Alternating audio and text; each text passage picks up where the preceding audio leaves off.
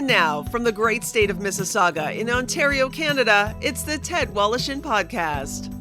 Brought to you by Tom's Place. For the finest in men's fashion, Tom's Place will suit you. And ETP Canada, providing estate administration with ease. ETP Canada. And now, here's Ted.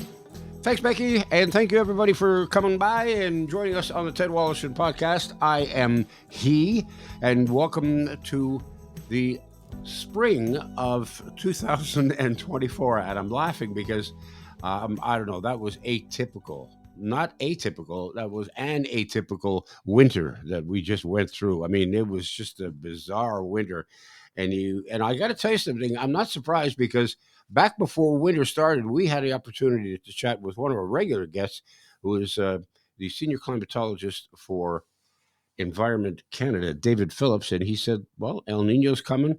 The winter is going to be milder than it has been. And he was bang on. So what can we expect for this upcoming spring and even summer? Plus, we've got a solar eclipse coming up. So we've invited Dave to join us once again. Hello, David. How are you? Oh, Ted, I'm very well. My gosh, I survived the winter that wasn't, and I was now into the spring, and my gosh. You honest to God, you took the words out of my mouth. I have written right here on the thing, what happened to the winter that wasn't? But you know what? I look back on your prediction when we last spoke, and you said El Niño's coming. Expect a much milder winter than normal. And then you prefaced that by saying, however, don't expect it to be no winter. We will have some storms. And I guess we did in some parts, and we're talking in general now in southern Ontario. But for the most part, in the GTA, I mean, it was, I pay a guy to come and do my driveway and my walkway because we've got a fairly big driveway. And I'm not getting any younger, and I haven't seen them this year at all. Right. They're also missing in action. You know, I mean, Yeah. My gosh, Ted, it was truly, well, thank you for remembering often people forget what our accurate forecasts and only remember our failures. So it's not a level playing field. But you know, Ted, I have to be honest with you. Yeah, I might have said it was going to be warmer. All the models said, the Europeans, the Americans, the Canadian models, because of several factors. But no one, Ted, would have predicted the lost season of winter, especially in Canada. Hey, what are we known for? We're known for our winters. They start about Remembrance Day and Halloween, maybe in the West, and they go on till Easter. And my gosh, it's usually a long, hoary season that many of us hibernate and migrate, but hey, some of us have to endure it. And believe it or not, it was absolutely so balmy. It was. And the thing, Ted, that surprised me, shocked me, was the fact that it was so persistent right across the country and in every season. Often you describe winter as the following. It began kind of cold. December was, we had a white Christmas, but boy, it was just numbing wind chill. And my gosh, we're only into a week of winter. And then January, you have a thaw, and February is so. I mean, that's typical kind of the winter. But every month, Ted, was 4 or 5 degrees warmer than normal consistently. Toronto had only maybe 53% of our annual snowfall, and the worst day was maybe 6 or 8 centimeters of snow. My gosh, after the first week of September of spring, we may have a bigger snowfall than we had at any time during the winter. So it's really upside down. And for people who took the snow tires off and put the winter boots away, they're now reversing course because of this. I mean, it's like, they say fall, March comes in like a lamb and goes out like a lion. Well, March came in like a lamb, and here we are. Well, we still got a few days left of March, but it looks as though it's going to go out like a lion. Yes, very lion-like. And you're right. A week ago, Ted, we had temperatures that were more like summer temperatures, 21, 22 degrees in Toronto. Yeah. And the maple syrup season is long gone. I mean, this should be the kind of time where you have melting during the day and freezing at night, and the sap is flowing but that is long gone. And so my sense is that there were a lot of people, Ted, that love this winter. We're not all snowmobilers and ice fishers. No. We could actually We saved money on our home heating bills. Parking was easier. Getting around was fewer accidents. Hey, there was a lot to be said about it. And I've seen some surveys done where the vast majority of Canadians kind of like this. Hey, we might be the Great White North, but I think we just have to endure and put up with winter. I don't think it's always our favorite season. I mean, there's some skiers and snowmobilers, and let's face it, Ted, the recreation industry took a beating this year right across the country. It was not enough snow. You couldn't make snow, and people just didn't have snow in their backyard. They didn't think of skiing. And so it was really very, very traumatic for them. But boy, it was something that really, it's what we're known for, and it just didn't happen. Yeah, I guess when you think about the damage caused to various industries, I suppose that there was I know there was some skiing going on because it got cold enough that the artificial snowmaking machines was cold enough for them to function and produce snow enough for them, but not all the slopes were open. No. Certainly, I don't think anybody was out there for the most part doing any ice fishing. No, not in these parts anyway. No, Ted, I don't know what does this do to the ice wine industry? Well, I mean, it is certainly, we didn't have those really cold days. They probably could find a few of them, but certainly, they had to be ready. Certainly, there's nothing in December.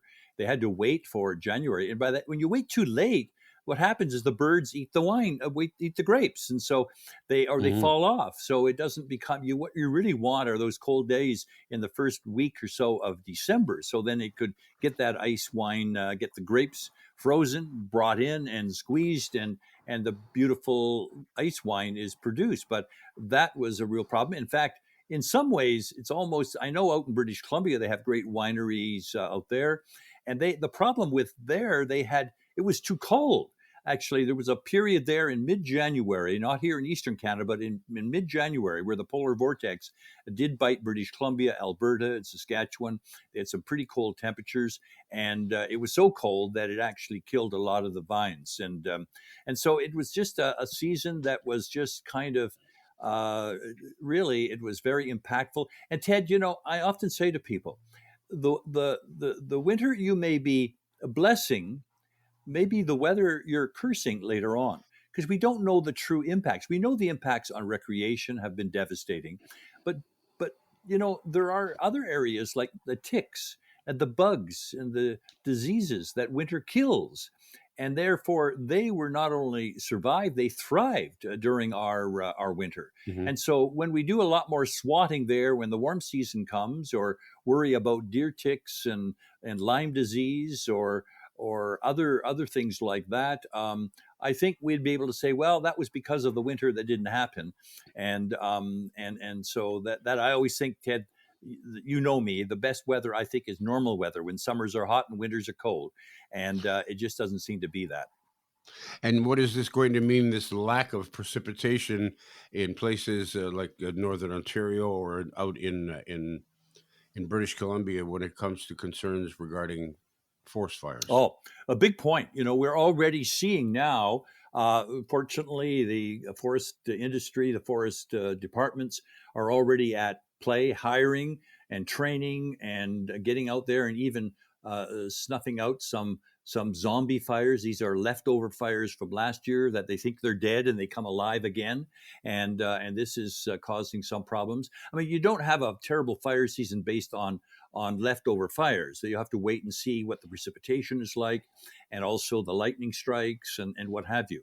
So hopefully we've learned from last year, because Ted, it was the worst year on record for forest fires. I mean, my gosh, no other year came close to last year. We had record fires in British Columbia, Alberta, the Northwest Territories, Nova Scotia, Quebec, and many Canadians didn't see the flames, but they smelt the smoke. Even here in the GTA, we had days where Toronto was competing with some of the worst polluted cities in the world, as just absolutely. And we don't know the long-term health effects of that when you're breathing that smoke in for several days, if not weeks. So clearly, that is an issue going forward. And we also have drought conditions in some parts of the country, and not just based on one growing season, but multi-years of growing seasons that are dry.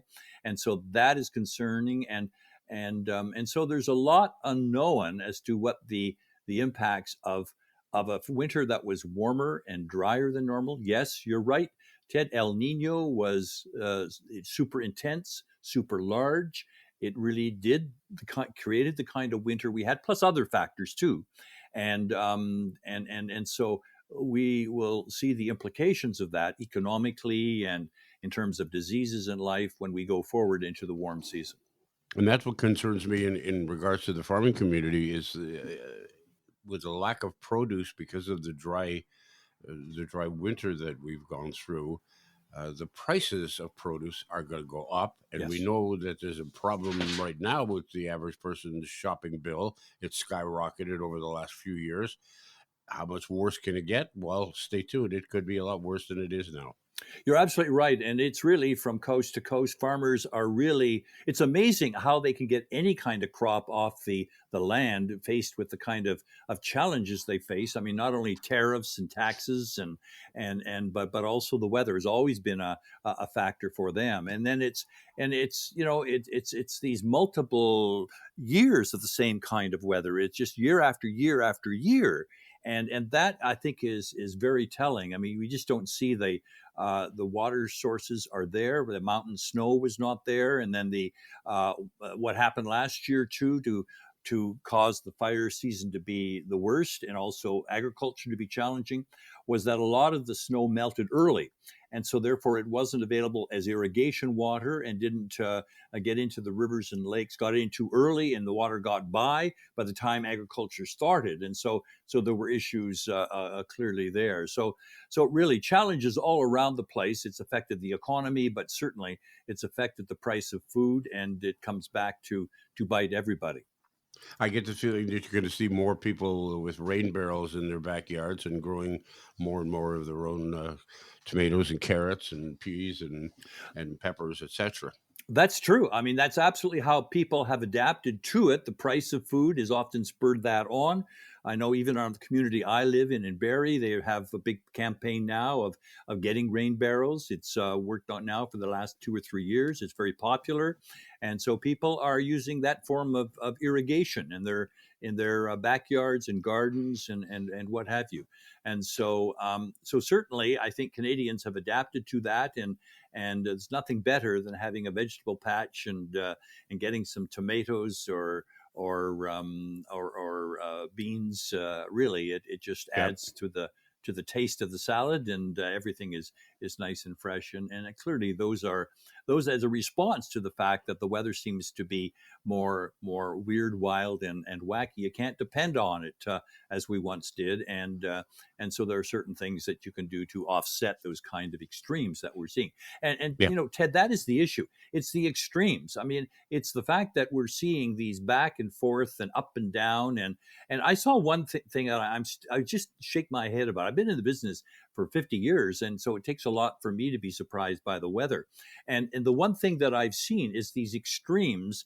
It used to be, Ted, you talk to farmers and to rural people, and they'd say, well, I do remember that wet year we had 1961. It was pretty wet. And then I say, what about the driest? Well, I think that was in 87, But what we're seeing now, Ted, is back-to-back extremes. I remember one year, not last year, but for the 3 years prior to last year in southern Manitoba, and they had if you took all of the precipitation during their 3 growing seasons in those 3 years, it was exactly normal, Ted. Nothing was closer to normal. But here's what happened. You had two of the driest seasons followed by the wettest. You don't farm with those kind of statistics. And I mean, and that's the kind of up and down, back and forth extremes that used to be decades apart are now coming one after the other. And so what is normal is expect the unexpected. It's just not warm summers and cold winters. It's just almost wild weather. It's weather in it's like jokers in the weather deck. I mean, it's just wild cards, and you can average the hell out of that, and you get average, but you didn't really experience that. And so that is where the challenging thing is for farmers, for rural people, and for even people who are urbanites who go out into the wilderness to camp or to pitch a tent or to watch the northern lights at certain times. Yeah, I mean, it affects everybody. Speaking of expectations, let's take a listen into what your thoughts may be regarding the upcoming spring and even into summer. Yeah, I mean, our models are showing. I mean, right now, I mean, let's face it. Let's forget March. I mean, March is going to end on a kind of a cool note, a snowy note. We'll still be a lot warmer than we were this winter, and a lot less snow than normal. And but as we get into April, and April's the cruel month, of course, it can be very fickle, the weather, and back and forth and up and down. And if you get ever a return of winter at this time of the year, it's often short-lived. I mean, it can last 2 days, and what snow comes can be melted the next day by rain or warm temperatures. But as we get into the month of April, our models seem to suggest, the Americans and the Europeans are saying the same thing. So there's some agreement to these models. They're all showing that the spring, April, May, June, looks like it's going to be warmer than normal. Maybe not as record warm as our winter was, because El Nino is dead in the water. It's beginning to die. Its effects are still there. I mean, the ocean may be without El Nino, but the atmosphere still has effects of that. So we still see that affecting us in April, May, but we clearly think it's going to be a continuation of that. And then in summer, my gosh, I can't believe I'm even saying something about a season that would be 2 seasons away, but the models seem to suggest that more of the same, that warmer than normal. And Ted, I have seen one of the things that surprises me is the fact that you're seeing the same weather across the country. It used to be, the West was basking in the sunlight and the East was freezing in the dark. I mean, it's a huge country, the second largest in the world. Rarely do you get the same weather from coast to coast to coast. But we saw that last year, the second warmest year on record. We saw it this winter. We're likely, our forecasts are saying it for the spring. So whatever it is, I mean, in the Northwest Territories, in Nunavut or Southern Ontario or the West or the East Coast, it's all saying the same thing. And that is very much driven by climate change, by warmer oceans, and the leftover of El Nino. So our models seem to suggest warmer than normal precipitation. Ted, is always a challenge to get right tomorrow, let alone the next month or season. Yeah. But again, and if it's warmer than normal, Ted, you need more precipitation, not less, because you have more evaporation. So the demands on precipitation are higher when it's warmer. And if it's just getting normal amounts, then it doesn't do it. I mean, you just actually need more. But so those are the models. I mean, we always do a better job describing what we've had than what we're going to get, but you seem very confident that it's going to play out like I've just said. So we're talking warmer than normal across country? Yes, it is. As I say, it's really from coast to coast. I mean, we have different averages, but sure, all seem to be saying that people will face it to be warmer than normal, and maybe average precipitation. I hope there is at least average, if not more. Hey, what would be perfect, Ted, would be you'd be able to enjoy golf whenever you wanted, warm days, and when it rains at 2 or 3 o'clock in the morning, and so no sort of encumbrances to one's golf game. But hey, that's a perfect situation, and we know that weather's never perfect. Yeah. Ted Woloshyn returns in a moment. I've had the great fortune to say that I've been associated with one of Toronto's finest names in men's clothing for more than 25 years. Tom's Place. Founded by Tom Mahalik father in 1958, Tom's Place offers brand name men's apparel at unbeatable prices. But more than that, they boast a long-serving, knowledgeable, and friendly staff that can assist you whether you're looking for casual or formal attire. And they have plenty of first-class tailors on site. In addition, Tom and his family are well known for their philanthropic work. So if you're looking to deal with great people who can fulfill your clothing desires at outstanding prices, do yourself a favor and visit Tom's Place. They're open weekdays from 11 to 6, Saturdays 10 to 5, and Sundays noon to 5. You'll find Tom's Place at 190 Baldwin in the heart of Kensington Market. or check them out online at toms-place.com. Tom's Place will suit you. Have you been tasked with the role of a state executor or expected maybe in the future you will be? Well, if so, let me make your life a lot simpler by introducing you to my friend Debbie Stanley. Debbie is the founder of ETP Canada. They specialize in estate administration. Their goal simply is to help Canadian executors understand their role and how to deal with the loved one's estate. Let's face it, there's no school for this, but ETP Canada offers services such as executor support, estate accounting, and they have a new online course called Executor Ready. It's an engaging video designed to make estate administration easier and affordable. And those are two comforting thoughts during a stressful time. So call Debbie Stanley at 1-866-309-0387. That's 1-866-309-0387. Or you can get her at info@etpcanada.ca. That's info@etpcanada.ca. Now back to Ted Wallachin. Let's talk about a phenomenon that is going to that is fast approaching on April the 8th, the solar eclipse. First of all, what is a solar eclipse? Well, it's a full solar eclipse, or we have partial ones, is when the moon comes between the Earth and the sun, and so the moon, essentially what it does, it blocks out the sunlight from the sun, and so therefore it turns sort of day into night, and for a very short time, maybe an hour or so, we'd see the full eclipse would be only for a matter of a few minutes.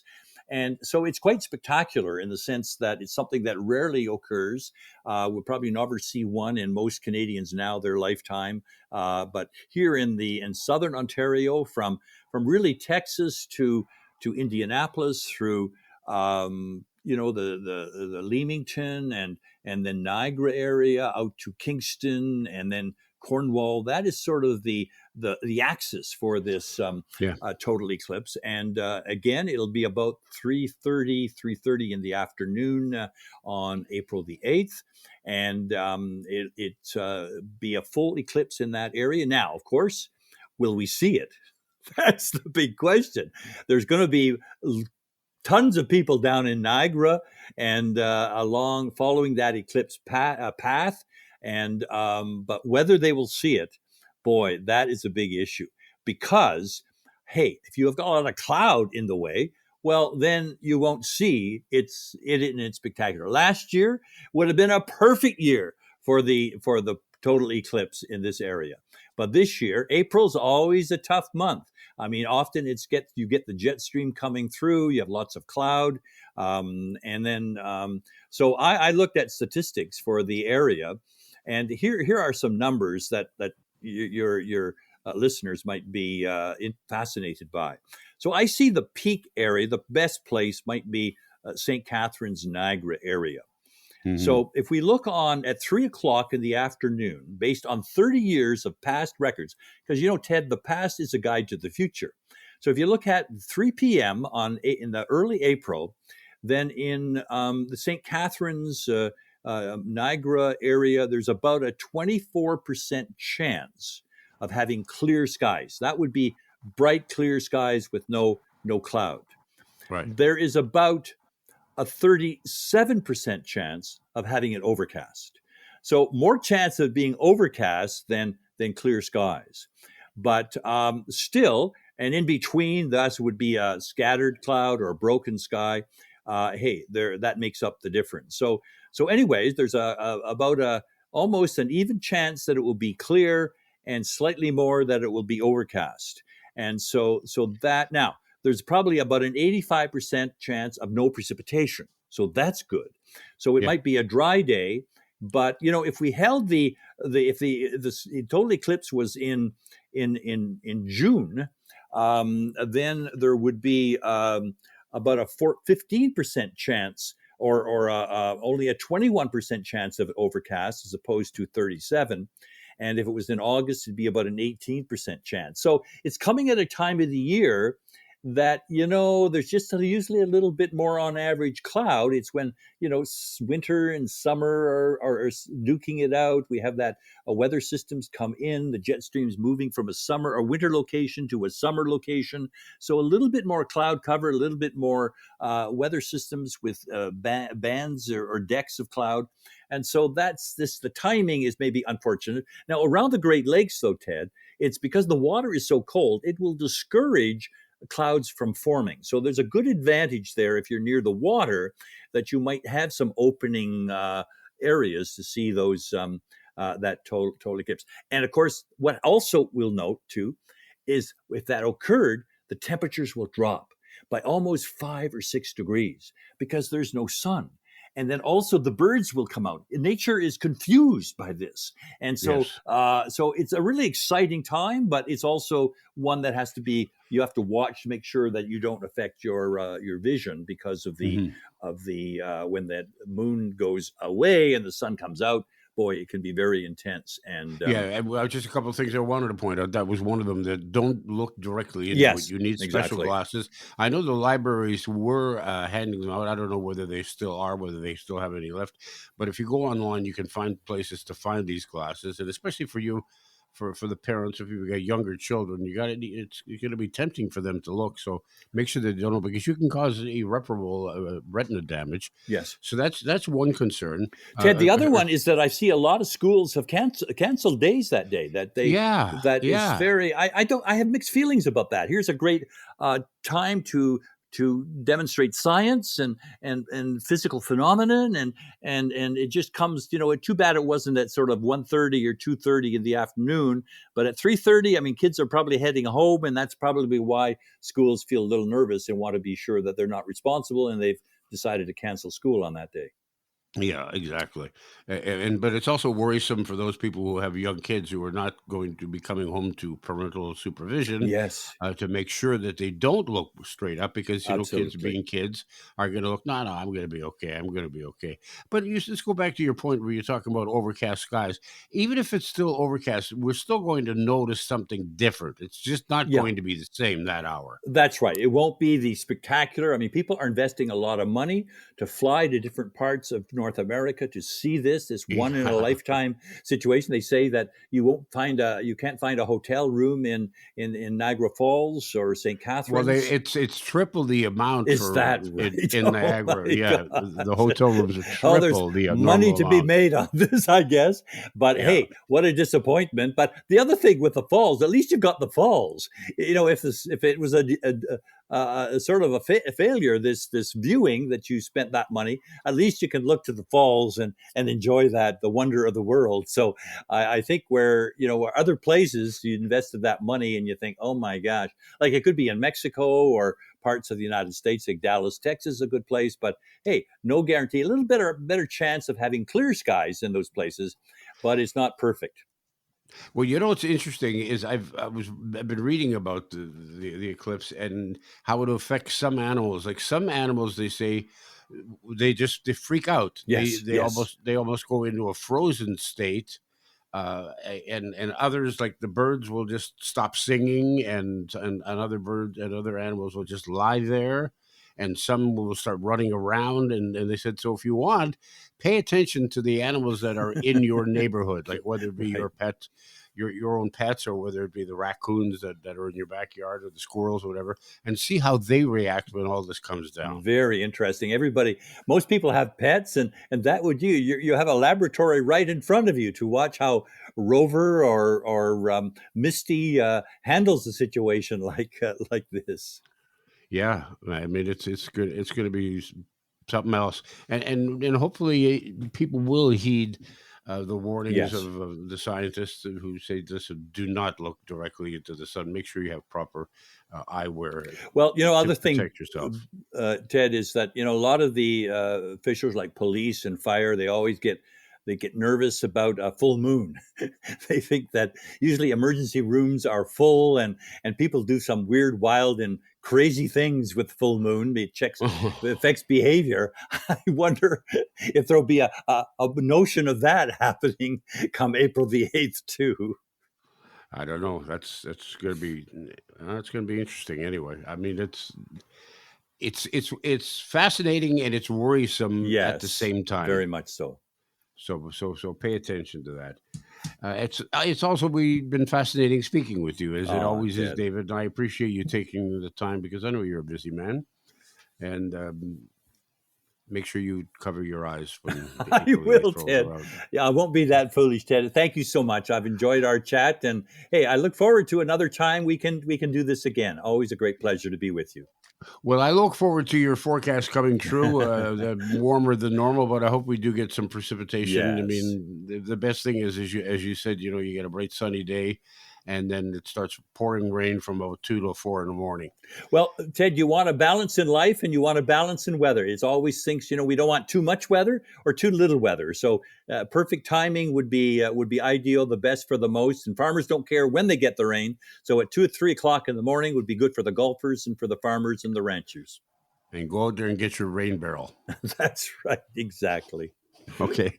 All the best to you, sir. We'll talk again. Thank you, Ted, so much.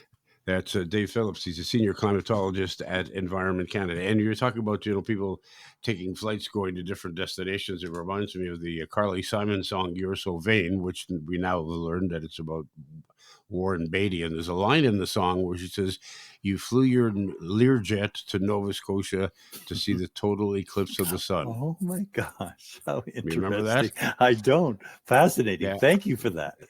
You're more than welcome. All the best. Okay, Ted. Bye-bye now. All right. Take care. That's going to do it for us for another week. Thank you all for tuning in. Much appreciated. Thanks to Becky and thanks to Paul Gatt as well. Don't forget to drop by our website, www.tedwoloshin, WOLOSHYN. You can catch up on all the past podcasts that we've recorded this past couple of years or so. Leave us your comments, and we'd appreciate that as well. And while you're online, don't forget to fill out your organ and tissue donation card. You could change or even save a life. In the meantime, have a great week. Watch your eyes.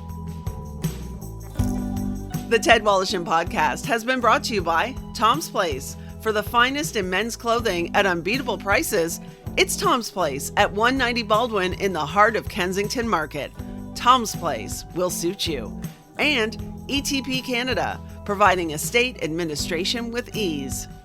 The Ted Woloshyn Podcast is produced by me, Becky Coles. Technical production by Paul Gatt. Music by Bike Thieves. For more information on this podcast and our sponsors, and to talk to Ted, go to www.tedwoloshyn.ca.